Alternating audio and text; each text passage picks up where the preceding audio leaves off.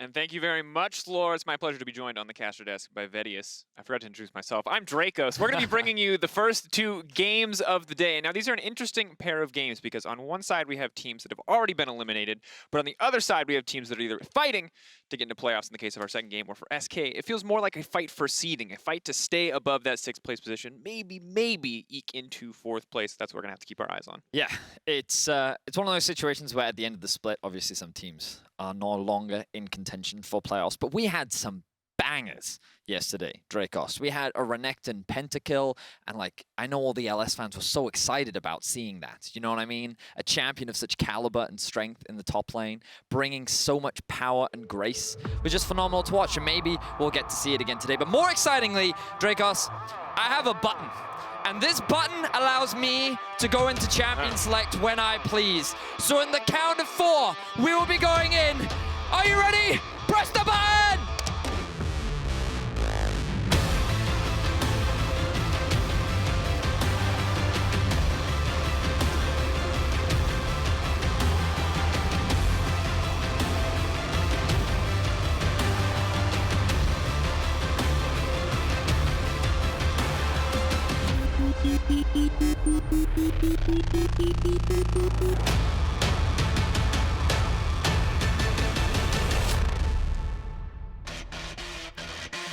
Vedi, I have no idea why they gave you that button, but I'm so glad you pressed it when you did. We are into picks and bans for game 1 at SK Gaming versus Astralis. Astralis just here to prove a point, just to prove that they are a worthy LEC contender. SK Gaming on the other side, trying to make playoffs with a very young roster and hoping to turn around a difficult game after yesterday's performance versus Rogue. Let's see what they bring to the table for now. Some standard meta bans and a little bit of targeted bans towards Zanzarah in the jungle. Certainly seems to be the case. And you imagine that SK is going to prioritize that Hecarim we've been seeing on the current patch. A significant increase in the priority of the champion, as Xayah has fallen off the table. Udyr consistently making it through the bans now, often being picked as an answer, and Zanzarah was able to get himself that yesterday. So I imagine that that's going to be the priority, but with Rell up and available, I wonder what SK will go for. Of course, yesterday we did see an interesting shift. Rell has felt incredibly powerful for the entire time that she has been available in professional play. But yesterday we did see more teams adapting, more teams figuring out how to shut this champion down. Very squishy if you're the one to engage on her, stop her from getting that CC. And now we see Hecarim, as you predicted, Vedi, locked in and prioritized, but it is that Kai'Sa Rell combo on the opposite side, the response from Astralis. You imagine now that the Alistar is going to be an immediate answer from SK. We already know how powerful Treatz' Alistar can be. Some of the plays that he has made on the champion have been very memorable throughout the split. Fair, for sure. And there it is going to be the hover, unsurprisingly, as considered a good answer into the Rell. You're already talking about great answers. This is one of them. The question is, what will Jezu go for? We have been seeing a fair amount of Xayah as an answer to the Kai'Sa on the current patch. Strong in the laning phase and does give you a decent amount of scaling and a lot of self-peel, which can be very valuable, especially against divers like the Rell and the Kai'Sa. Yeah, it definitely does mitigate a lot of the kill threat that is the Rell Kai'Sa combo at level 6, but it looks like for now they're willing to give up potentially in the second ban phase that Xayah, instead prioritizing the Orianna for blue, but that does mean Astralis, they're going to get their first pick here, and it's going to be the Udyr coming through for Zanzarah. Zanzarah, a jungler who looks completely different when you give him one of his comfort picks. The Udyr and the Skarner have looked so fantastic for him across this entire season. They certainly have. Let's have a look now as to how things transition into the second half. Look at this, target bans towards Jenax, Aatrox. Not a common ban that you will see, but against Jenax, something that you want to take him off of. He's very comfortable on it. Back when he played mid in the LEC, he was even playing that champion there. So a lot of respect being shown towards him. And we talked about potential AD carries. Vayne is another one that Jezu, also very well known for prior to joining the LEC, but also something that he's happy to pick into, something like a Kai'Sa. And again, something that has a decent amount of self-peel with the Condemn, the ulti into the stealth, gives her some maneuverability options in team fights. We've also seen Jezu already. He was the guy coming in at the start of the season playing the Vayne, not afraid to play more of these solo queue-esque picks. So interesting to see Astralis give him that respect now and take it away. But the Tristana is going to be the final ban here. Tristana has been rising in priority. It feels like just about everywhere Hail of Blades makes her so oppressive early in the game. It certainly does. I like seeing Tristana banned. I think it's a really impressive champion in lane. I think it scales really well. Patrick had a dominant performance on it yesterday. And are we going to get to see another Sylas locked in? Yes, we are. Okay, MagiFelix, I'm excited. because often when we look at MagiFelix and what we've been seeing from him are like control mages, things like Corki, Xayah, you know, the Orianna, but now we get to see him on a playmaker, which is going to be awesome because I think that in the current meta, Sylas has a lot of great ultimates to steal. Orianna, not the greatest, but Gnar? Okay, yeah, let's just make this easier for the Sylas, shall we? I'm going to take your Gnar ultimate, I'm going to take your Hecarim ultimate, and I think Astralis have got a very meta comp right now. You know, they kind of have that strong bot side, weak side top, very powerful mid-jungle combo, which can easily get a lot of priority, and very powerful team fighting. That's a lot of frontline, Betty. That's 4 champions who want to be in your face and a Kai'Sa to back them up. So Astralis ready to play aggressive if we do get to the point in the game where they can fight. That said, SK Gaming, maybe some positive early main matchups with the likes of the Gnar, Orianna, maybe going to be able to contest the push here in mid lane, but I'm sweating a little bit if I'm SK Gaming. After the performance we saw from Astralis yesterday, Zanzarah is not a man to go quietly through the early game. I'm expecting some early action. Yeah, I'm really looking forward to seeing how this mid matchup plays out. MagiFelix on something a little bit different. We already talked about it earlier, but I want to highlight it again. MagiFelix individually is a very strong player. We haven't really gotten to see some of the high mechanical skill that he can express. A couple of cool out plays on Corki, but let's see what he can do on the Sylas as we jump into game.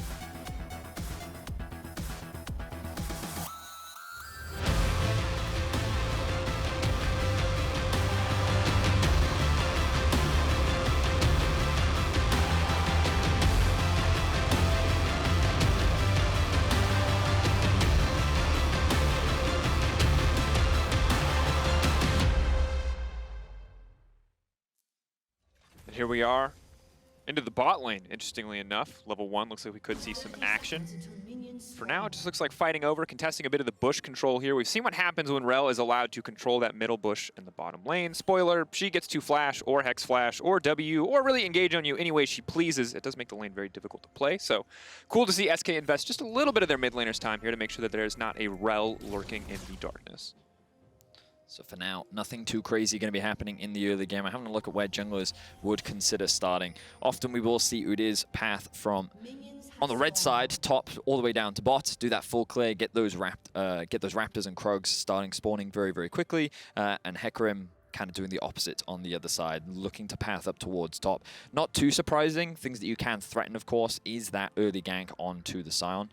It's very dangerous to dive a Sion, thanks to his passive and how tanky and obnoxious he can be as a champion, but you kind of want to play around the Gnar because you expect the Gnar to get that early push. What's interesting here is WhiteKnight is actually helping Zanzarah with the early what's the word? The pull, the jungle leash, exactly.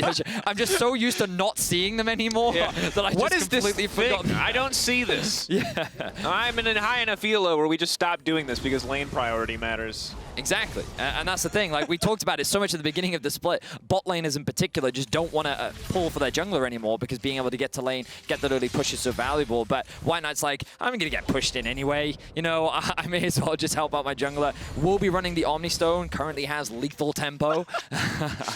I think Sion's one of those champions that can get a lot of value out of the rune, though. I mean, it's very true, especially in a ranged matchup, right? You're not going to be doing a whole lot. You're not going to be getting a lot of grass procs. Right, There's an argument for Glacial, maybe, but otherwise, let's be honest, you're chilling. This is not a highly interactive lane phase. You get what farm you can. You hope that Jenax isn't clean enough on the boomerangs and the W procs that he can get too much done. So top side, we do expect to be a little bit quiet, but checking in on those junglers, as you mentioned, Zanzarah level 3, now in the area from mid lane. But unlike the previous game where we saw him, a little bit harder for him to find a good avenue into this mid lane. Yeah, it looks like he's not going to go for any super early ganks. That is one of the scary things when playing against a Sylas, because the champion does have the stun, thanks to the E, and I love that we are seeing fleet footwork. For those unfamiliar with the champion, many melee matchups will run fleet because it offers so much sustain. When you pair that with MagiFelix's, or Sylas's rather, W, it gives you a lot of trading power in the laning phase. So a big fan of the rune choice. As am I. Really nice thing is whenever you're able to hit, you get the instant move speed boost to then get out, so you're not just constantly harassed back by the Orianna. And you can see Blue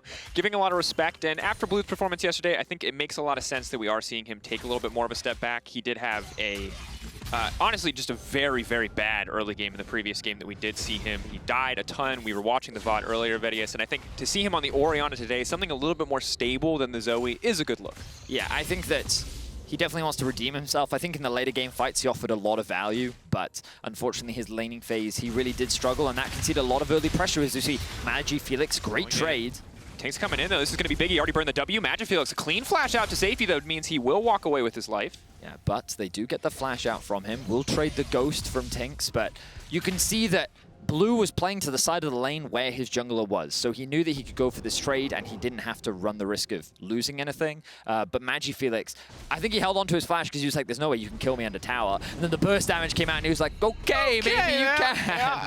Yeah. So he was forced to flash there.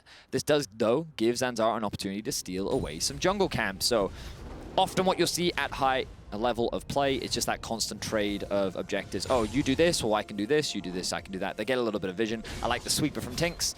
And yeah, for now, it seems that no major advantages can be gained from either side. Both sides sitting pretty comfortably, checking in on the CS. The only really big difference is on the top side of the map, which is kind of to be expected in the range versus melee matchup. Sion not going to worry too much about being down a little bit of gold here. Jenax would need to get a much bigger lead to really threaten him. You can see, even with how much damage Gnar has, even with the W, which does innately do more damage to tanks, Sion is still just essentially an immovable object in this top lane if it is just the one-on-one. WhiteKnight is representing what all autofill top laners should do. Okay, he just is. Like, this is, if you get autofill top, you should just mirror what so many pro players are doing and just pick this and try not to die, as TynX right now could be at death's door.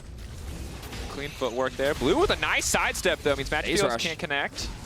Good damage. Zanzarah, it looks like ready to flash over the wall for the bear stun if they do commit into tower range, but this mid lane matchup has just been hotly contested by both junglers. Yeah, both Blue and TynX actually had a level advantage there, which made things a little bit awkward for Astralis, but TynX now has his eyes set on a dive. Look at how Blue is playing the lane. They have information on where Zanzarah is, so Blue can be very aggressive in the 1 versus 1. Force MagiFelix to kind of use all of his abilities to get the tower. Look, you're going to see these short trades. Blue's happy to take that tower shot because he's keeping pressure up. And MagiFelix is just losing farm to the tower, which is why the CS discrepancy is starting to build up. But you can see how talented MagiFelix is, because huge credit to him. If he's able to get all these minions, he's actually only going to be about a wave down. And considering the amount of jungle attention that's been thrown his way and the pressure that he's currently dealing with, very good farming underneath his tower. Definitely solid. And again, you talked about this first time we've really seen MagiFelix on one of the more, let's say, mechanically demanding champions. Not that Corki can't be mechanically demanding. Not that Azir isn't there or the Orianna isn't there either. I think it's fine to say that Sylas is harder to play than Corki is. Then Corki, okay, fair. I was like, I don't want to bring Azir into this, though, because I can't. There's too much going on. Yeah, I'll give you Azir. Azir's hard, yeah. That's tough. But yeah, I'm really excited to see it. We've been talking about it a lot. MagiFelix did get a quick level 6 there as the two junglers meet in the jungle. Zanzarah just going to make his way out from this one. The flash in from Treatz. I don't know if that was going to hit anyway. It wasn't, but it get the flash The out. bluff from Treatz is phenomenal. Wow, Treatz. What a playmaker. I wonder if he just messed up his combo. I wonder if he flashed into trying to get the W in, and then he just couldn't quite land the W. I'm not entirely sure. In any case, they trade flashes. Perhaps Astralis can look for an answer in the bot lane. I noticed that WhiteKnight still has TP, MagiFelix still has TP, which means that the room for plays from Astralis is still available, but SK choosing not to burn their TPs either. Looks like Orianna going to walk back into mid. Gnar was able to get a reset off earlier and wasn't forced to burn any summoners. So a lot of globals still up and available, which is not what you'll commonly see very early on into many games. Very true. Usually we expect to see a little bit more strong contrast in some of these laning advantages, but good look from both sides that they've been able to hold on to these TPs. promisq rotating in the mid lane, willing to spend a lot of time here. Now, he is being matched by Treatz. No vision to show him that, however. Treatz will see if he commits. Does hit the Scryer's Bloom, so they at least have a decent idea that someone else is in the area, but have to be careful. MagiFelix can steal the Shockwave here if they want to commit for the play. That said, Astralis don't want to risk it. They will just back off. promisq, very good pathing from him, means that he has not showed on vision at all yet. Yep. Treatz, though, both supports just hovering around mid. MagiFelix knows. Both mid laners are very aware of what is going on right now. Very common for these supports to just be hovering around the mid lane. But now Zanzarah is here to assist. He's acting as that face check tool. He knows the promisq is by his side, and he's saying, hey, is anyone here? Nope, looks like we're clear. I'm going to clear out some of this vision. MagiFelix, this should make you feel a little bit more comfortable. But observe this, if we could quickly click on MagiFelix so we can have a look at what he's maxing. Often you'll see many Sylas players actually max the W, but notice that he is maxing the Q. The main reason for this is because he realizes that he's forced to farm at range. We've seen TynX play a lot around this mid lane, so he's prioritizing having that additional wave clear, having that extra bit of damage, and I think that also contributes to his high CS number. Yeah, and you can see it exactly in that example that we just witnessed, that he is able to, once Orianna is out of the area, essentially with a few procs of the passive and the Q, one-shot the wave, something he would not be able to do if you max W. Not a lot of AoE damage present in that skill, even if it is ludicrously powerful in terms of sustain. Yeah, you imagine he will look to max the W next because of how much value it does give. It's such a strong tool, especially when it comes to these later fights, but it does suggest that Astralis also waiting to fight a little bit later on into the game. It shouldn't come as a surprise. We have somewhat scaling comps from both sides, but I do think Astralis have the slight advantage purely because of MagiFelix on this Sylas. We saw how impactful it was yesterday when Vito got his hands on it, specifically into a Gnar and a Hecarim. The ultimates that you can steal are just so valuable,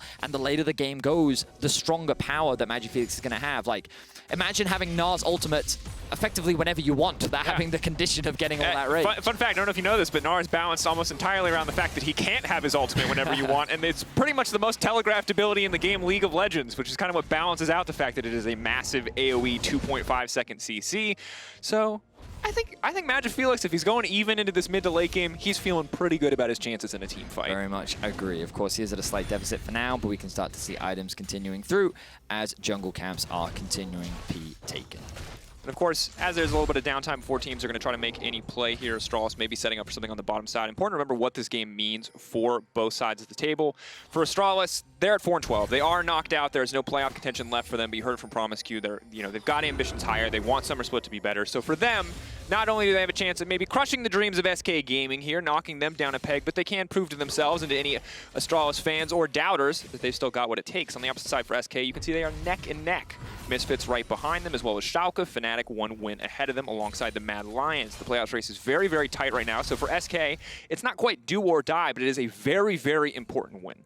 And I will say that credit to the SK organization, because let's not forget there was a roster with both Selfmade and Crownshot on it that also made playoffs in pretty surprising fashion. They had to fight hard to get there, but it was a lot of young rookies. We were kind of talking about it in a very similar way, and I think that for SK, they're trying to repeat that same process, try and find that next star talent, and introducing Treatz, I think, has given a platform for many of the other players to shine. I think we're still yet to see the true potential of some players like Blue and Jezu. While they've had their pop-off games here and there, I think that they're still in that growth period, and I'm excited to see where this SK team can go as they get closer and closer to that playoff spot. But as you rightly said, they're not quite locked in just yet. There are a number of scenarios where they are likely to get in, but they haven't quite guaranteed it yet. And if we know anything about the LEC, when things get closer to the end, chaos starts to ensue. Yeah, as Cadro reminds us, even a 4% difference, that 96% is not enough to secure it in the end. So I thought about that, right? So when we talk about these percentages, we're talking about percentage of scenarios where they qualify, right? Yeah, which it does also assume that every match is a 50-50. So it's definitely not a perfect science if you're trying to calculate. But it's like that scene in Avengers, right? Endgame, where you're just like the number of scenarios where you make playoffs, and they're like, which is the one where we beat Doctor Thanos? Strange. Yeah, exactly. You know what I mean? So like, you've got to imagine Cadro is in that position where he's like, there are all these scenarios where we make playoffs, and then it's like, which ones where we don't? And then it's one, and that's the one where, the ending happens. Well, what? Wow, okay. Wow, many spoilers. Jeez. All right. I mean, I didn't spoil anything. That was the point. I just said the ending happened. You know what I mean? Yeah, but I mean, okay, all right, fine. We'll give you the not. Also, it's been out long enough. Okay, you know what I mean? I mean, at what point? I don't know, man. Some people get mad when we talk about Game of Thrones. It's like hard for me to keep track of what some people got mad at like Lord of the Rings once. I was like, come on. What? I know. They're taking the hobbits to Isengard? Why would they do that? Yeah, people are weird about spoilers, man. They want to. True. I understand though. Like we've done this before. When we play a game together, we always like to play it at the same time because if you don't play a game with fresh eyes, it's just not the same. It's true. Somehow I still haven't had Cyberpunk spoiled for me, and I haven't played that yet. Why would you say that? No. Why would you say that? I can't check Twitter Twitch today. check, control yourself. Yeah. All right. All I'll say is right now in the game, I'm actually surprised about how passive this game is, Vedi, because, again, yesterday was like the Zanzarah show on this Udyr. He was literally everywhere on the map. He was an unstoppable force to be reckoned with. Flashbacks to the Skarner game. He played against Gilius. It was a good showing all around. Now, this game is just Farm City from both sides. And Astralis, they're slowly falling behind in gold. So Farm City, not as favorable for Astralis at this point in the game. I think that... but I think it's fine, because Astralis look at this and they're like, I'm pretty sure we outscale as long as we keep control over the Drakes. The next Drake is spawning in 40 seconds. You'll see Zanzarah is resetting on the map right now. Zanzarah is just saying to his team, hey, we're fine. We just need to wait for like core itemization, then we can look for a fight. I think SK is the one that that really needs to try and find these early game advantages. And it's not like they don't have any team fighting power. I just think that the game is going to get harder to play, largely because of MagiFelix, who really isn't that far behind. If we could have a quick look at the gold observers and see what the difference is between the two mid laners, I want to see how close. So there's about a 600 gold gap, so of course MagiFelix will likely not get that core itemization just as the Drake is spawning, which could give SK that opportunity to contest the objective. But right now, Astralis do have control over the river. They're making their way forward. Let's have a look at TPs. Both TPs are up and available for top laners. WhiteKnight's in a position to join the fray, so this may very well be our first taste of action in the game. Ultimate but no ghost available for the Hecarim, otherwise flashes across the board are up, ready to go. MagiFelix, if he ticks over to level 11 here, it would be a very big deal, and he does. So, Stolen Ultimate's going to be that much more powerful. Now, TynX moving into contest, but SK already laying down this vision, certainly doing themselves a lot of favor to set up here. And it looks like SK are going to try to collapse on the weak side here from Astralis, looking to get themselves in on those two members, but will not find the fight, will not find the engage. And a stolen Hecarim, well pointed out there, Vedi, is going to be very big in the fights to come. That about sums it up, doesn't it? Well, thumbs up. I imagine that must have been intentional. I feel like he wants the flip back before the upcoming fight.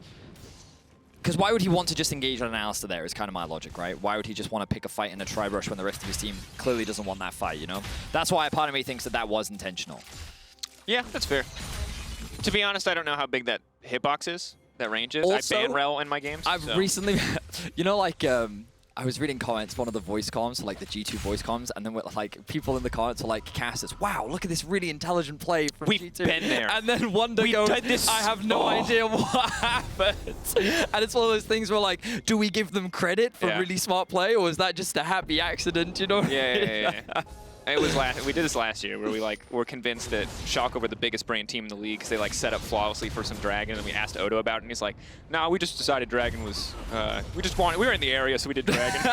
Like, what? Yeah, sometimes. Yeah, take it with a grain of salt, you know. It's one of those things where, you know, they're one of us. Fans at home. There you go.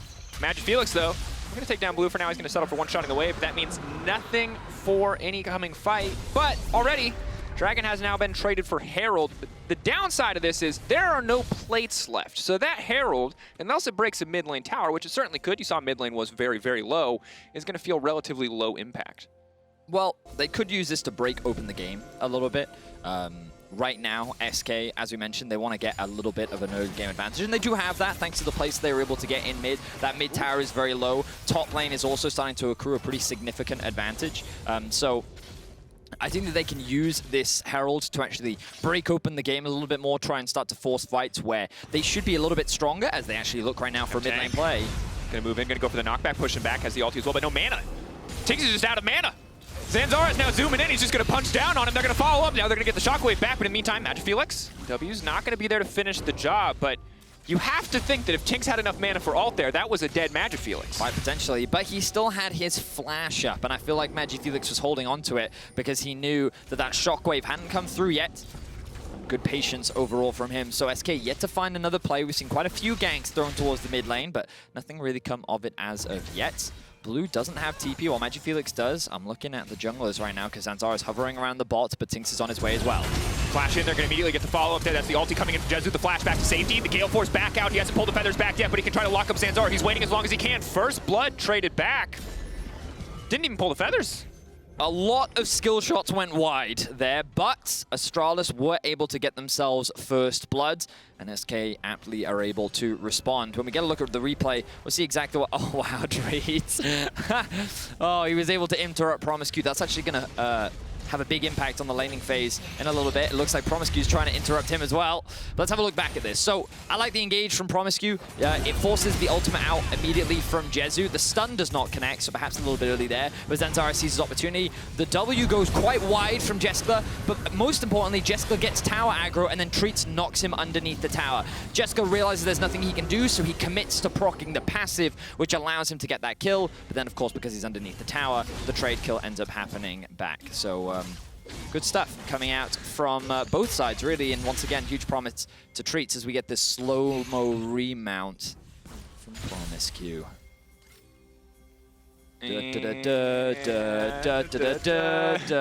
a ward there. Guys, guys. Oh, we're getting the slow-mo of the interrupt. Okay, all right. I don't know if we need... Oh, wait, we're not even going to get it? Oh, man. Are you kidding me? All right. Pip it in. Pip it in. You made us wait that long.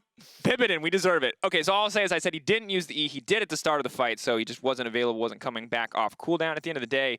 A pretty odd exchange. You highlighted it overall, Vedius. That said, 4K, almost 5K gold advantage for SK. While that bot play was happening, the second they saw the Udyr on the map, Blue just walked up and took mid lane tower. So overall, doesn't really feel like Astralis won out big on that trade. Maybe they feel a little bit better now that they've already got some armor pen coming in for the Kai'Sa, but certainly was not ideal. As now potentially the follow-up here. Treatz ready to cover, however, and Astralis just committing so much to this bottom side. I think right now, though, overall, SK is in a pretty solid position. They have a pretty significant gold advantage. I believe a lot of it is coming from the top side of the map. You can see that Jenax does have the 2 items completed, and a lot of the core itemization is being done from SK as well. So I imagine that they're going to look to contest the next Drake. Everfrost being complete for MagiFelix, so a bit of a shift from VTO's build yesterday. Slightly less damage than the Liandry's, but a lot more utility, and it can be very valuable. We are now going to see that Rift Herald used on the bot side of the map with the Drake spawning in about a minute's time. Makes sense considering that SK have already taken top and mid and want to throw this one down bot, but I don't think they're going to get a huge amount of value out of it. Or will they? Oh, they will. Okay, I think Jeskla expected that to actually aggro him, but it didn't. Won't end up dropping the tower. In any case, Astralis right now in a better position for the Drake. But notice this top wave. You can see that it's being pushed in. WhiteKnight will be forced to answer, which means that he's likely going to have to teleport into the fight. And Jenax already on the move. Is he really going to stay top? I thought that he would actually want to rotate down. He could even choose to do a quick reset here if he wanted to with the Drake spawning. So, oh, okay, he wants to push in another wave, and then he can rotate down. This is also absolutely fine. Just keeping WhiteKnight under the tower and hopefully forcing the TP out. Well, and right now, Jenax is kind of having the best time as a Gnar top laner. He's got the 50 CS lead, you know, something that can happen if a Gnar is just left to fight a Sion 1v1 for long enough. He's already broken top lane tower. He's going to start to push in for tier 2. We can always start to move first. Sion will have to burn the TP if he wants to match. So while the Sion, in theory, has more reliable impact in the team fights to come, Jenax certainly has more gold, is more powerful overall at this moment, if he can find the right angles of attack and leverage all the power that Gnar really does have in his kit. They certainly can, and right now they've brought Jenax down. He helped Blue push in the mid wave. That's going to go into the town. You can see WhiteKnight is there, which means that SK have numbers advantage, but they're playing very afraid. They should know where Zanzarah is. They know they have the numbers advantage, yet they are afraid of MagiFelix. The bot wave has been pushed in, and now WhiteKnight has enough time to move. So, you know, this game has been a little more passive than I think both teams really needed to be, but Astralis, they're happy with this right now. Jenax fleeing, but if he turns Mega here in the midst of everything, it's going to be bad news. They managed to take him down before it happens. Now it's Alistar in the midst of the entire team with no follow-up. WhiteKnight pushing into the backside to zone Jezu out of the fight. TynX ready to go in a moment's notice. He's going to ult in. He's going to try to finish MagiFelix, but no, the heal coming back. Sylas looking strong, but the stun still comes in. It's an absolute mess of a fight, but I believe Astralis are the ones who take it in the end. That's 3 kills for Astralis, traded back for 2 on the opposite side. And most importantly, they get themselves the Drake. I'm surprised by the lack of coordination that we're seeing here from SK. Look, Jenax is inside the pit, so Astralis is saying, let's use this as an opportunity to engage. Treatz slides to come through them, but look, Jezu and Blue are just completely zoned off. WhiteKnight has access to the backline. This is not normally how these front-to-back fights should play out. And then you can see while a good shockwave comes through from Blue, TynX doesn't quite have the damage, and then the heal comes through from MagiFelix as well. He's stuck in a 1 versus 3, gets a little bit of support from Blue, but the reality is that the backline from SK was completely disconnected from the fight, and that just seemed like very poor coordination overall from SK. When we look back at the fight, you can see 58. How big... That's not what you want your AD carry doing in these fights, Drakos. How many times was that? That has to be after resistances.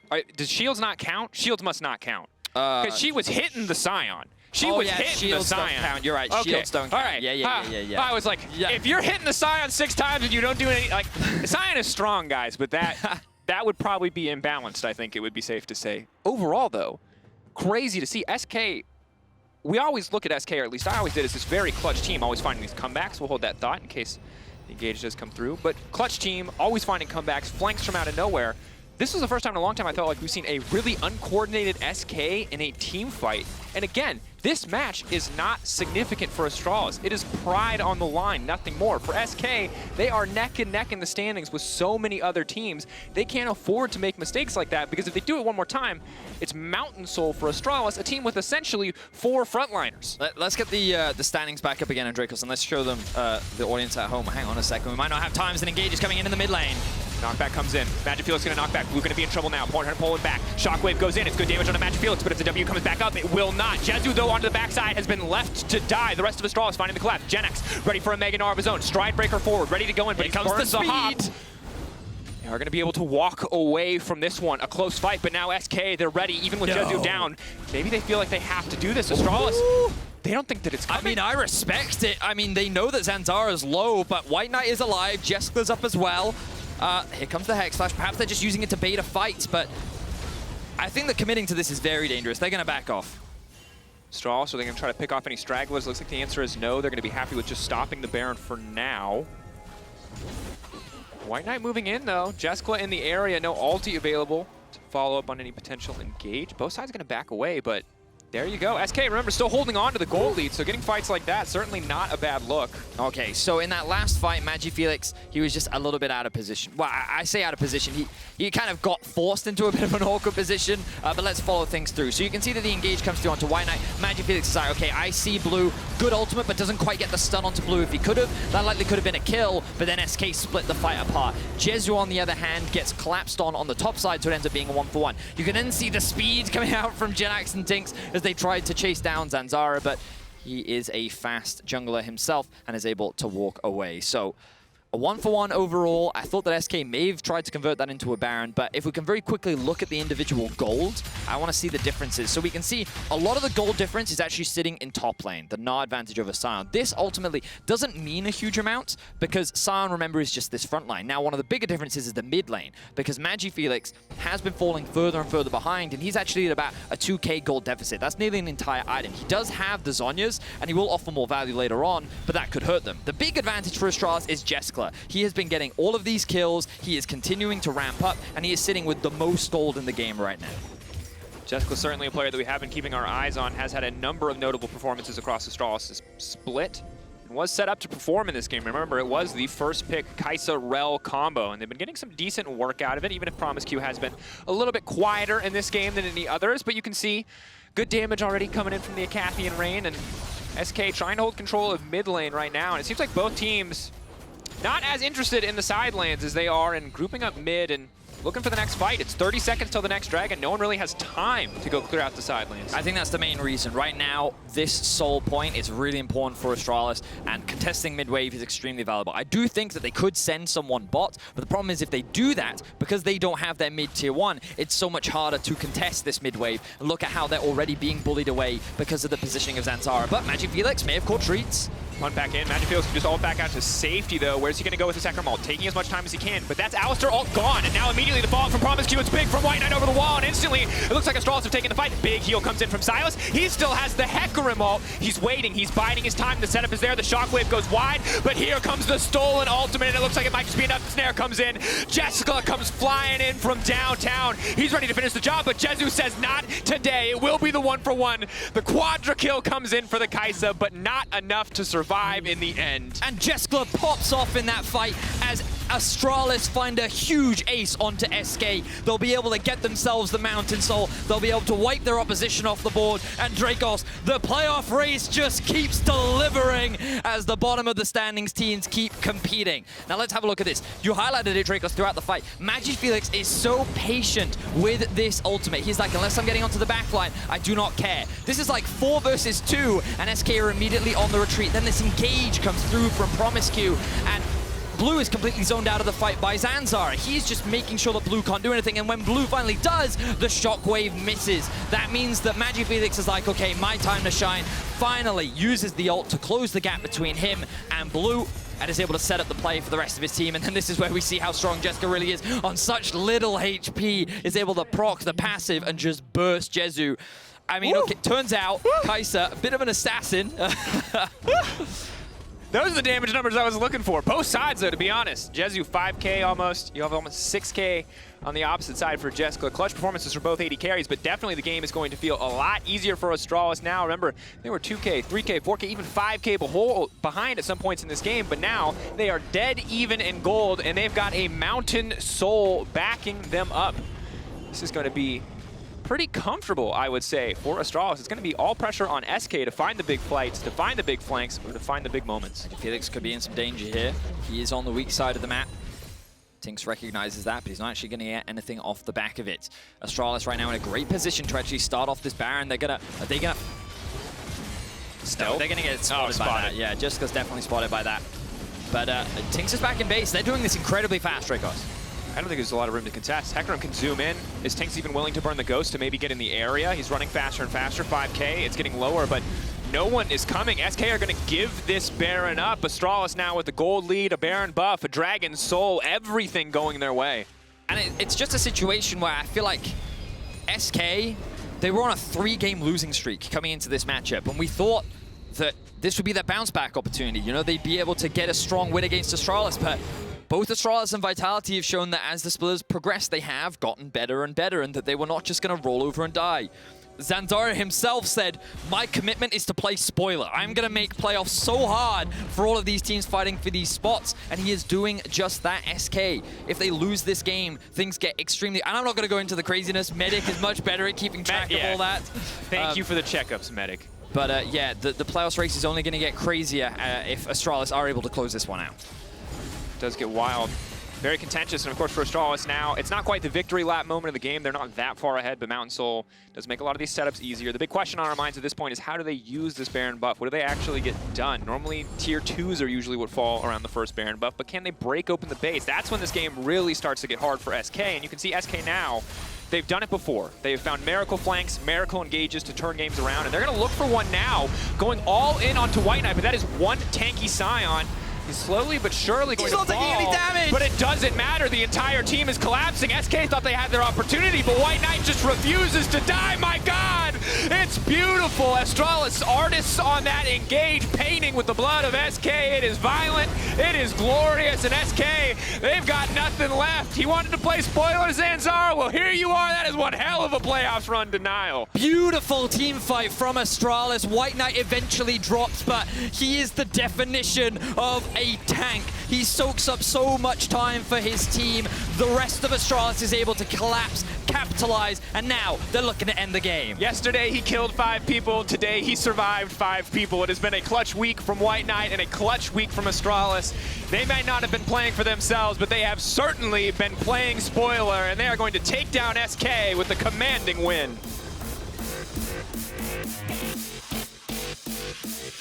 The early game was a quiet one. You know, we were talking about spoilers, and lo and behold, Zanzarah went and spoiled things for SK.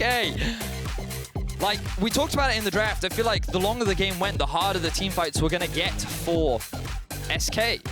The way in which this comp worked from Astralis, specifically this Sylas, I feel like that because you can steal all these ults, you just have so much more teamfight power, and you're going to have so much more damage. But then it was Jeskla in the bot lane that was just quietly farming up, getting those items, and he was just getting all of the kills in every single fight. So huge props to the Astralis roster. They played that extremely well. They were very patient, and they picked their fights right. They focused on the Drakes. They knew that would be their win condition. And yeah, overall, very clean game from Astralis. And there's going to be a lot of players worth voting for here, but key player of the game at LEC on Twitter, there's only 3 names right now. Zanzarah, Jeskla, and promisq your options. I do want to give a shout out, though, especially to Zanzarah and WhiteKnight, because they aren't the guys who got big kills in those fights, but every single fight, one of them solo zoned a carry from SK completely out of the fight. TynX looking nice right now. But that said, Schalke are once again in a close race for playoffs and face Vitality in a crucial matchup after the break. They must be sweating after this game 1.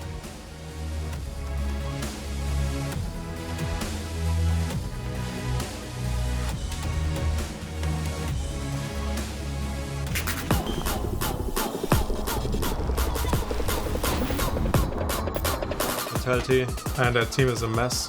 There's like no synergy. They don't play together well. Engage now onto the dragon. They're going to immediately get promisq down. He gets taken low. The onslaught shadows onto the backline. Amadage finds 1. He's found 2. He's got a double kill already. He's going for the triple, but it's going to be broken weight that picks it up at the end. I still think they're a good team. I was a bit surprised that they went 0-2, but I still think they can be just fine for sure. Can he survive long enough? Forced to flash. Great engage from LeBron. The pulverize sends SK packing. The last man standing is blue.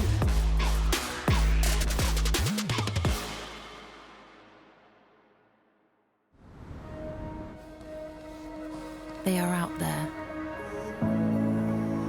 waiting to be discovered.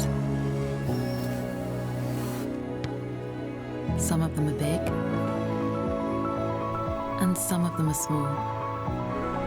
But that's the thing with ideas. They don't just come to you. To find them, you have to move. Kia, movement that inspires. The systems are overloading. We can't risk another game. We need to take a break and regroup. We're starting to lose our mind. Captain, we cannot go back to Elo Hell. Last time it took us months to get out of it. Initiate break protocol. Hurry up!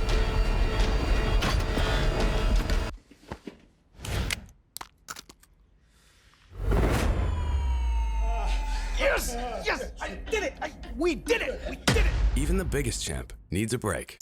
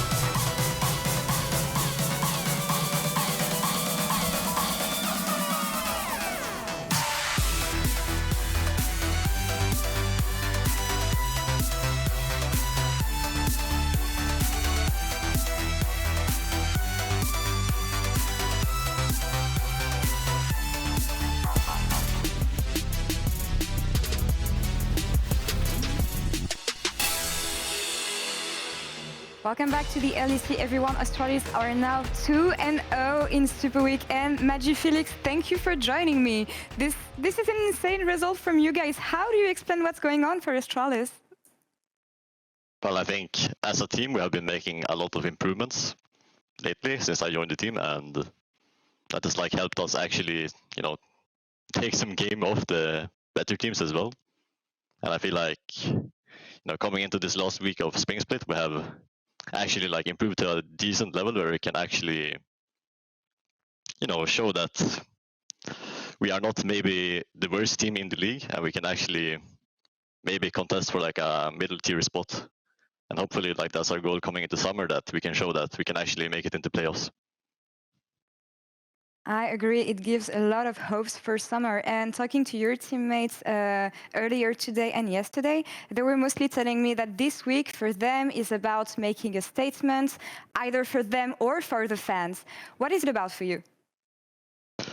I mean, for me, I'm mostly trying to, work on my own play individually, because I feel like I've been playing like decently, but I could be doing better than what I've been showing so far. So what I'm focusing on is like just trying to, step up my game and perform as best as I can. Yeah, we're seeing an evolution for you, especially in the champion pool, playing the Sylas today. I'm wondering, is it because of the patch changes that you got away from the comfort champion pool maybe that you used to play? Or is it because you're getting more confident playing with this team? I feel like it's more about like how we are working as a team. When I first joined, we had really bad synergy together. So our game plan coming into the games was only to pick a scaling mid laner. Hopefully we don't fall too far behind in early game, and then we can beat them in the late game. But now that we have actually made some improvements, we can expand our champion diversity a bit and play more for early mid game diving champions as well, like the Sylas, for example. Yeah. Yeah, I see many great leads to follow for Astralis in summer, but looking forward now, with the learnings you got from this spring season, whether it's through losses or wins, as you got this week, what will you take away that can help you perform in summer? I feel like the biggest thing is just what I've been working on is trying to, help my team improve, because in the past I've usually been always, focused on my own gameplay, and if I see things that are not going so well in the team, I'm not the one to be the one to try and change that, right? I'm not trying to help my teammates actually improve as much as I should be doing. So since I came to Astralis, I've been trying to work on that, and that's the biggest thing I'm taking with me into summer as well. All right. Well, I see brighter days coming for Astralis in summer, but MagiFelix, thank you so much for the interview, and best of luck for making the 3-0 in Super Week. Yeah, thank you. You're welcome, and we're going to take a short break, and we'll be back in a few for Vitality versus Schalke 04. Stay tuned.